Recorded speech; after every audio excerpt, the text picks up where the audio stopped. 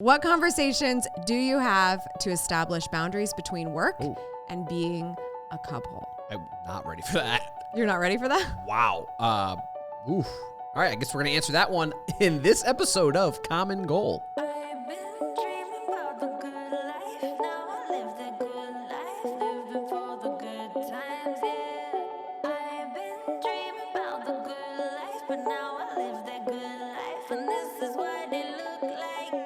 Welcome back to Common Goal, the show for partners in life and business. Mm-hmm. I'm Vincenzo. I'm Amy. And we are the Landinos. I jumped in that time with you. I wasn't You did? supposed to. No, I like it. You're really possessive over your own last name, so it was a risk. I felt it was kind of weird if you said my last name, like, we're the Landinos. I know, but it does sound really good when I say it. This is really funny, really quick story. Yesterday, I met a Schmidt Hour. Oh my God, this story. At the dog store. Okay. So much of that you need to unpack now. Yeah. Go ahead. First of all, a lot of people don't know my maiden name. Well, Schmidt Hour is her last name. Maiden name. Former. I don't know, whatever. Maiden name. All right, so really quick, I went to the pet store and the pet store guy that worked there, we were talking about a harness for Khaleesi. Khaleesi, another Game of Thrones reference, by the way. That is my little dog. Mm-hmm. Our little dog.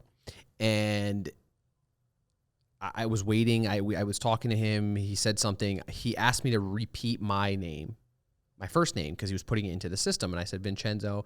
And Which, by the way, happens all the time. And I said, I was like, this happens all the time. Ha, ha, ha. He's like, you must be Italian. Ha, ha, ha. Same thing. Like, always the same types Classic of thing. Midwestern Classic. And I said, yeah, I get it all the time. No big deal. Whatever. Spelled out. He goes, oh, well, I get it all the time, too. And I'm thinking, all right, bro, what's your name? Like, his name was Sean. So I'm like, but it was his last name. And he goes, well, my last name is Schmittauer. And I was like, oh, S-C-H, I spelled it like S-C-H-M-I-T-T-A-U-E-R. And he goes, wait, who? I said, I married a Schmittauer. I said, Amy Schmittauer. He's like, John and Jackie? Yeah. And I was like, yeah, that's my mother. That's my in-laws. And he's like, no way. That's my aunt and uncle. So anyway, it was the funniest thing. Because, you know when you meet someone with like a name and you're just like, you know that there's nobody else possibly related to that person. Like, you know 100%. Who it is. Anybody that's a Schmittauer, especially, I'd be shocked if you even saw that last name anywhere else. But anyone in Ohio with the last name Schmittauer, we're related. I'm like, this is crazy. Yeah. Isn't that funny? But anyway. And he's like a first cousin. Like, we hang out in the summers. He's like, oh, my God. Amy's my cousin. It's just amazing when you like grow up and become an adult and like things just change so much. It was cool. Anyway, I thought that was an interesting. That was hilarious. That was a very interesting story. Yeah. What question we got this week? Okay, I'm just gonna go with Coach Mag because I'm not very good at pronouncing this. Coach Mag said, "What conversations do you have to establish boundaries between work and being a couple?" Coach Mag, great question. He wasn't. That's an interesting question because that's not just like what boundaries do you set. What conversations do you have about the boundaries you set? Well, I think that's an important point because, you could sit here and be like, oh, these are the boundaries we have. And I could sit here and be like, these are the boundaries we've put in place. Yeah. But like, if you don't talk about them with each other and really set those boundaries, then do they even really exist? I think so. If this is interesting. We can go back all the way to when we first met. It was very simple. We had both gotten out of longer relationships. We were both running our own businesses. Mm-hmm. We were both pretty dedicated to, what we were working on. Yeah. And truly enjoyed what we were doing. And so, especially the fact that we had this long distance thing going on, there was the question of, like, what are you looking to get out of this? Right from the get-go. We both had that. Like, all right, is this going somewhere? Like, vice versa. Yeah. And I think that's set a really strong tone throughout our relationship in both life and in business because we've always kind of approached things with this, all right, what are you, you know me, the audience might not. I've got ideas all the time to do this, that. Like, I don't have ADHD diagnosed, but like, it's very possible that I do have it. Everyone is nodding behind the camera right now. I've never entertained that. We should probably find out. And Blake, we need to find this out. I've got ideas all the time. And the first thing you always ask me is, what is your expectation? Like, what are you trying to do with this? Mm-hmm. And where are we going? We approach that with everything. Those are the conversations. So for me, the answer to that question is pretty simple, and we could go deep. We'll go deeper here, I'm sure, once you have Yeah. But that's one of the first things that we always talk about. It's like, all right, what are we trying to do with this? What's the point of this? Even this podcast, like, yeah, a lot of you listeners wanted this podcast over a year ago, but we didn't know what our direction was, and that was one of the first things. Like, we have a lot of other things going on. What do you want to do with this? What is the end game here? What is the goal? Being busy is a good thing, but being busy with no intention is a really dangerous place. And so it's like, yeah, we should totally start a podcast where we help other couples that are going to be in business. That's a great idea. But if you don't know a pretty decent idea of the direction you're going in, then it's just a distraction. Yeah. And so it was really important to both of us that we get very clear of what the intentions are, get really clear on where we wanted to go with this. And you know what? It can totally change. Like, the journey is going to change. We're going to see how we feel about it and obviously keep it up. And it may go down different roads than we originally planned. But if you don't at least have a rough idea of what building you're putting your ladder against, then it's just a distraction. We've got plenty of other things to do, including just have conversations without being recorded together and spend more time as a couple just on that level. I'll say in terms of conversations, like, we try to set time aside dedicated to new ideas. Like, what are you working on? What do you having challenges with? What can I help with? And I think setting those types of guided conversations is important, because sometimes you don't know. Like, I don't know what you're thinking, and you don't know what I'm thinking. Yeah. So I never know what you're thinking, if we're being honest. Never, but to pull that out and to really understand the situation is far more valuable than anything else. Yeah, but I also think that we have to look at this question on both sides of the spectrum.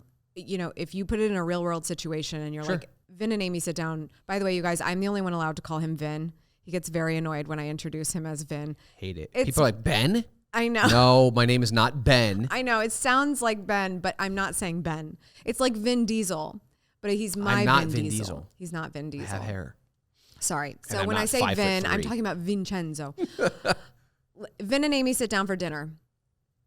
How do we keep from talking about work all the time, right? Like, being intentional about like how we're connecting on a personal level, not just here's what happened at work today, because we are entrepreneurs and that does consume a lot of mind space. Yeah. And so in the same way that you're just talking about those guided conversations, which we have a lot of those because business is such a big piece of our lives, it literally bleeds into everything. We have to be just as intentional. I sat down over dinner. You know, a couple weeks ago, we were like, we never sit at this dining room table. That's what happens with quarantine. You just get really relaxed about everything. You're sitting on the couch watching TV, it's just eating dinner. Because our normal life was, I say normal life before the pandemic was, me and Blake would be on the road 5 days a week, 35 weeks a year. So when we did sit down for dinner, it was like, let's sit down for dinner. Now it's every single, and I love sitting down for dinner, but now it's every single night. Yeah. And I just don't want to sit at the dining room table. Conversations have to be intentional. They, like you said, because our lives overlap so much, like, we have to have intentional conversations. Right. But I think that's what the dining room table does, right? You sit on the couch, you watch TV, you're not having a conversation, but sitting at the dining room table, we started to course correct on this because we were just sick of sitting on the couch and watching TV. Of watching clockwork every single day. So over it. So we're sitting at the table and I just, I asked Vin, where do you want to go? And he was like, what do you mean? Because we're not going anywhere right now. I was like, where do you want to go? The answer. You know the answer. And it was just meant to be a really open discussion about, as soon as everyone's vaccinated, as soon as the gates open at the airport, as soon as we're free, where do we go? And just being able to have those conversations really like openly with each other, like, And he said Italy. And I was like, we were just in Italy. Like, now, aren't you thinking about all the places we haven't been yet? No. But that's a good conversation to have. And I think, like you said, those guided topics, you know, they really do kind of bring you together because you can get really stuck in the nuances of the day to day. I could have said, let's start another business. I could have said, that's where we're going. I could have answered that anyway. I would have just. Yeah, I mean, you do that to me anyway. Yeah, like, I do. Regularly. I do, in the middle of a sentence. What was wasn't there a second part to that question too? That was it. That was what I was saying. It was, no. To the No, it was just about Mr. how N. do you make sure to set aside conversations to establish boundaries between work and being a couple. Yeah, the boundaries piece. I know we haven't touched enough on the boundaries piece. Yeah, I'll start because Sure. it really starts first thing in the morning. I mean, everybody that is a friend of Amy TV knows that I have a morning routine. Walk me through this morning routine. How does this work? This is not the time for that. I promise you. There's a whole video for it. It's lengthy. So check it out. But That's when I go. Yeah, exactly. Literally. Vin obviously doesn't wake up with me in the morning. And there's a lot of reasons for that. First of all, we have the dog hang out. Yeah. We have a different sleep schedule. But I think this is part of our boundaries. When Vin wakes up, he's firing at all cylinders. Like, just go. Like, I need ready. 0.0 seconds to be going. And you actually need 0.0 coffee. You are just like, you're going. Well, if you watch Blake and I's video on sleep, you know that you can wake up in the morning and you're ready to go. Yeah. And that's peak performance. I feel like there's a lot of things that go into that. I don't know. I don't personally check it out, watch that video. But what I'm saying is you're ready to go. I'm not, right? I still kind of need that time for myself. Yeah, you need I'm like much 2 more, hours. I'm more introverted. I need more just like feel the feels first. If you try to have a conversation with me, let's say, you know, you have to wake up early and catch a flight early back in those days. I have a very hard time dealing because I'm like, what are you even up doing right now? Because it's so in my space. But that time is what allows me to be better in not just in my business, but in our relationship. Sure. Because I need to be ready for you to be firing at all cylinders when you wake up, which means I've got to have my lemon juice. I have to have some journaling time. I need celery juice. I need coffee. I need to like do a few things. So that's a boundary that I've had to communicate because initially I think Vin, like you took it a little bit like, shouldn't we be waking up and having a morning routine together? And I was like, I'm fully supportive of you having a morning routine. I would never say don't. You should do whatever feels good to you. But I don't want you to feel like you have to do what I do to start the day because we're very different people. And I'm actually doing this so that I can be a better version of myself the rest of the day. Sometimes the best conversation is not actually a conversation at all.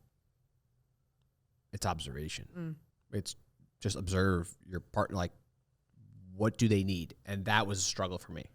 Because I didn't there was just asking you certain things about that morning, like, time that you needed was more of an annoyance to you because, and I actually now looking back at it, understand it more. I'm getting this, this is actually like, she's never heard this before. But I understand it more now after observing the morning routine and understanding the position that you're in. Because for a while, I was trying to force myself into the morning, not the routine, like doing the journaling with you and all that stuff, but just forcing myself to the wake up. And your attitude was just to zero fault of your own, was completely off. It was the worst possible start to the day for both of us because again, I'm firing and you are not. I'm like, why are you trying to talk to me? Right. No, 100%. 100%. Right, so it was my lack of just opening my eyes, using both of them and listening, observing and saying, I don't want to get up early anyway. Number one. Number two, she's like, she needs a couple hours before she's at my level. So if trying to get on your level, Vin. Right, get on it. So just give it to her, right? Just give her that space. It wasn't even it didn't have to be a conversation about boundaries at all. It was observation. But, and there's other, well, hold on, let me finish that because I want to finish the thought about boundaries. It doesn't go just with the morning routine. The morning routine was one thing. It's boundaries in business too. There was times where I tried to step hard on personnel decisions on her team. And I would assert myself on certain things for no good reason. At the end of the day, it was not a good enough reason to assert. Again, unless it was something so blatant that needed to be done that only I knew about, and it was like, you need to make this decision. It wasn't. Simple observations would have told me that, hey, she's working on it. She's making this happen. What I'm asking is not life or death. There's a boundary there. It's clearly a boundary. So as much as you can talk about things, there's also things you don't need to talk. Like, you just have to listen and observe. And that goes a long, long way, because I will say this. I love to ask questions. I love to, and sometimes I get it right back to me where it's like, why are you even asking this question? I do this a lot since I was a kid. I always ask questions. Sometimes the answer's so obvious. And my dad used to say to me, and my brother used to do this to me all the time. They're like, you know the answer. Why are you asking the question? And then I would feel like, oh crap, you're like, yeah. Which I agree with, but I also super disagree with too, because you've taught me a lot in terms of, yeah, maybe just because you know the answer doesn't mean you can't act a little dumb and learn something new from somebody.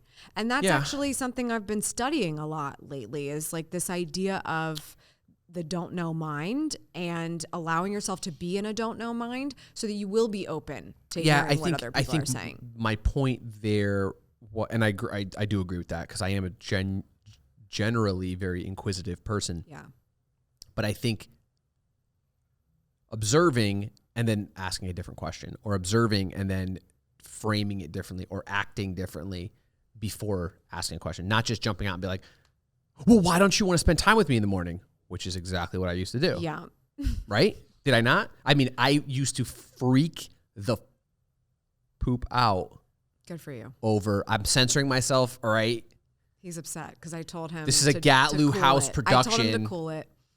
That's right. I know, Blake. I know. Listen, I said you can do you. I just said there are going to be censored things myself. That we're going to censor. I censored myself. We have an amazing community who listens to our show amongst young people in their lives. So I'm just saying. Anyway, no, I mean, I got vehemently upset over not being able to be part of the morning routine. And also, I have to give you credit though, because like when you ask the question, record that, please.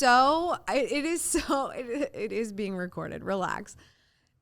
It is so mean, but also so accurate. Like, why don't you want to spend time with me in the morning? I'm like, well, because I don't. Like, that is actually that is exactly what's happening. It's not you.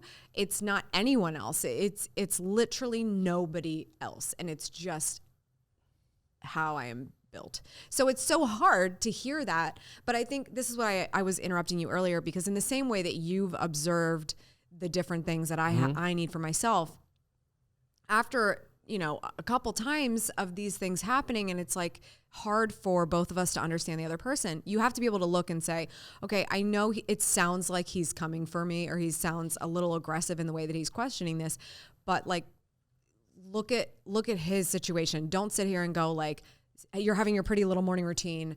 So how dare anybody disturb you? To get out of that for a second and just sit in his seat, because he's taking it differently than you intend. And I'm just going to say this. I hate when somebody says that was not my intention, and that is some form of an apology. You have to be able to come to some kind of common ground. Well, it was not my intention for you to feel that way. It was not my intention that you take that the wrong way. Well, of course not. Hopefully not. Right. But like you said, I don't remember when you said it, this episode or a different one. It's not what you say, it's how you say it. That was last episode. So yeah. So I think keeping that in mind is really important. And especially when you're having these establishing boundary conversations. Yeah. And really, I've learned over the past, 6 years or so that we've been, doing this thing. There's no limit to where to set boundaries. Like, you should set boundaries and expectations for everything and anything. I'm like that way. No one's ever disappointed. No one is ever unduly expecting something out of the other person. And I do this all the time. There's constantly with that's why I kind of with have like, to like, you'll come home from, an appointment and I'll be like, oh, didn't you go do this? And you will look at me and say, was I supposed to? yeah. And I'm just like, well, I thought you would do it. And it's like, she's like, no, you expected it, but we never talked about it. And that's why I say it's a little dangerous to say you should set boundaries and you should set expectations, because you should. Oh, I have to. You should. I know you don't like the word should. No, if anybody says should to me, like I'm like, I think it's fine. I believe. Is it a wise idea? I believe it is a wise idea to set boundaries on a lot, anything and everything. We set boundaries on who does what work in the house, like around the house. I don't disagree with that. I just want to take the nuance of like boundaries. Having that conversation is absolutely, yes, that is going to be healthy for everybody. Yep. Figure out what that looks like for you. Setting expectations is a different conversation, because I actually think expectations are the biggest disappointment for most people. But if you set that expectation from the get-go, it is not a letdown. Yeah, but if you've set an expectation enough times, it doesn't necessarily mean someone's picking it up. That's why you have to have a conversation over the expectations. Of course. Right. But just having too many expectations is a great way to be let down. Well, you hired a team. You brought on a team. Okay. Started about a year and a half ago. You decided to build a team. Mm-hmm. My first question to you is, what are your expectations with having a team? What's the reasoning? What are you looking to get out of this? Mm-hmm. That's an expectation. Yeah, I know what you're looking to actually do, so that when I'm talking to you about your business, I understand that you have this team here in play, Mm-hmm. whatever it is. I'm using the team as an example, but I know what the expectation is. I guess what I was thinking was expectations between the two people versus expectations of others. My expectation is that you clean in the house, whatever. That's a great Your expectation is that I shovel the snow. I mean, those are expectations. Those are very real. Those are the day-to-day mundane bullshit we all have to do. The dishes, cooking, cleaning around the house, who's hanging the picture frames, who's fixing the electrical, who's calling the plumber. Those are expectations. Those are tasks. Those are not tasks. Those are expectations. They are not tasks. It's an expectation, because if the expectation is that I think you should do it and you think I should do it, that's an expectation. Nothing's going to get done. We have set clear. We're totally disagreeing on this, and it's fine with me. But the funny thing is, I don't think we're actually disagreeing. We're not. We're using you. Like, I know, because you have a different understanding, or you have a different. You use the word expectation differently than I do. Okay. I this is what I think this is all about. Mm-hmm. But we have set very clear expectations on who does what. So there's never a question of, when the trash is full, who's grabbing it. That in itself is a task, but the expectation to who actually carries it out. The expectation of who drives which car, that's an expectation. I don't disagree with that, but you still ask me every day, what car are we taking? Like, well, who's driving? I mean, obviously, if you're driving, it's one car. If I'm driving, it's a different one. We know. Listen, my point is, there is clear. Listen, yes, that is an expectation. If you are in charge of taking the trash out, that's up to you to take the trash out. But for me to be heartbroken when the trash is still full and hasn't moved, that's what I'm saying is dangerous territory. It's a task that needs to get done. We have figured out, like, best flow is you do this and best flow is I do this. We do the same thing in the business. We do the same thing with tasks at home. But expectations become dangerous when it's like, well, it's your job to take the trash out, so therefore I've built an expectation in my mind of how and when that would take place. You see what I'm saying? Yeah. Okay. I mean, I think you're going a little bit in a different direction with, again, I think we are saying the same thing. Yeah. I think expectations in relationships, in terms of what you get out of this relationship, whether it's our relationship, someone listening, their relationship, you should set clear expectations. This is what I want out of this relationship. This is what I expect out of this relationship. We're dating, we're just screwing around, you're just my coffee buddy, whatever it is. That's my expectation. I'm looking for a marriage partner, whatever it is. That's my expectation from this relationship. Well, now the other person knows that. Cool. Expectations aren't bad. I don't think expectations are bad.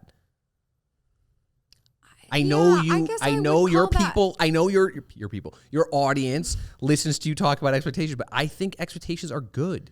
I don't necessarily think that I just wouldn't call those expectations. I think, especially in navigating a relationship, I think you'd call that an intention. Well, we started dating, and what was your expectation for the relationship?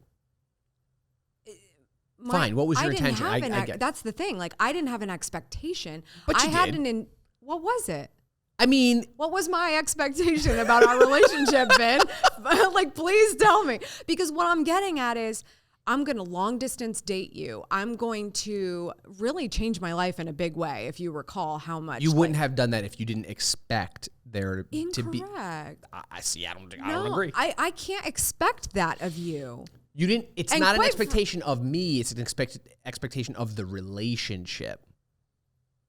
We did talk about this. Listen. I remember the conversation. Okay. I remember everything. She hates that about me. Times. He remembers everything verbatim. But we had the conversation at one point. Blake disagrees, just for the record. I'm not even looking at him. That's why I can't be looking at him during this show, because I know. Whatever. Yeah. Every face he makes, I'm just going to like.